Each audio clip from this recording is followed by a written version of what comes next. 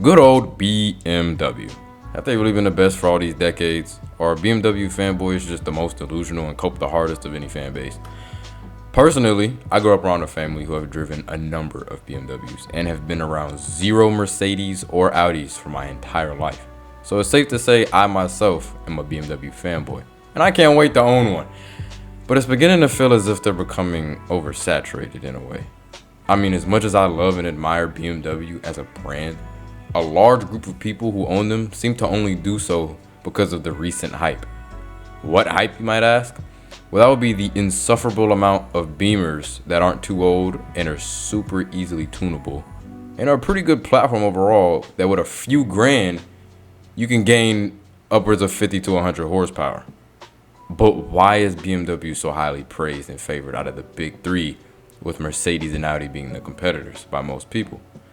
Well, my friend, that all has to do with a very, very long history of always beating out the competition in their price point and being the benchmark for what the ultimate driving experience really is.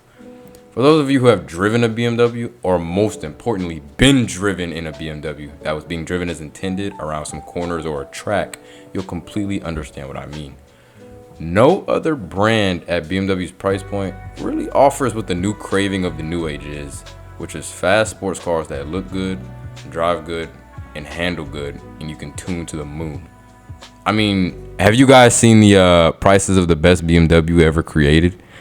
It's kind of self-explanatory. Unless BMW decides to nuke themselves into oblivion with their new designs again, they'll more than likely forever be the most hated German brand of the big three, because they'll also always be the most loved. Now, as far as the other two brands, Mercedes and Audi, they seem to have a completely different demographic of people who are diehard lovers of the brand. Audi is more so people who love a little bit of comfortability and just practicality over sportiness, as there isn't much sportiness in a front-wheel drive luxury vehicle. And unless you got Quattro or get into the S and RS trims, that aspect won't be as prominent as it is in BMW's base model trims.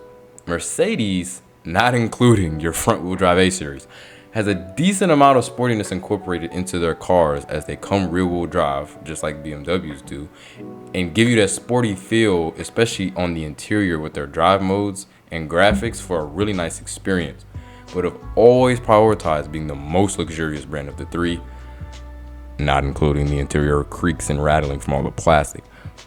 When it comes to cars that can fit anyone's needs, whether you like wagons, SUVs, or track cars that you can drive the heck out of and drive every day, do not daily drive a BMW, please, unless you're rich. BMW has always been on top and the most renowned brand of its class. If you disagree with me or sense any bias, that's completely fine and understandable, because like I said earlier, I've never been in a Mercedes or an Audi, but the numbers will speak for themselves. If you want a nice daily cruiser that you can enjoy and don't care for speed or going around corners fast, buy an entry-level Audi. If you love luxury and status, want a little bit of kick to the car, and want to have a little fun on occasion, buy a Mercedes. But if you want to be broke, miserable, regret your life decisions, and ask every single morning, is this the day it breaks? My friend, you drive the best of them all, a BMW.